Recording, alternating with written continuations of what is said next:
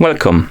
In front of me I have Suunto Vertical and I'm gonna show you how to track the amount of steps taken on this watch.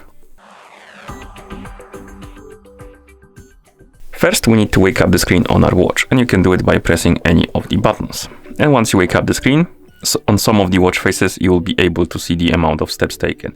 This one doesn't display this information, but some of them should. Another way to check it is to swipe up on the home screen on the current watch face to scroll through the list of widgets and find the step widget. Here we have it, steps and calories. As you can see, we have the amount of steps and the amount of calories burned.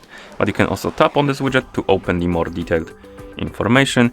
And here we can check the graph. We can also check the last 7 days, the progression through the last 7 days, and you can also change the goals and stuff like that.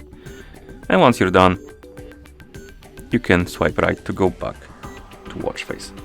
And that's how you check the amount of steps taken on this watch. Thank you for watching. If you found this video helpful, please consider subscribing to our channel and leaving a like on the video.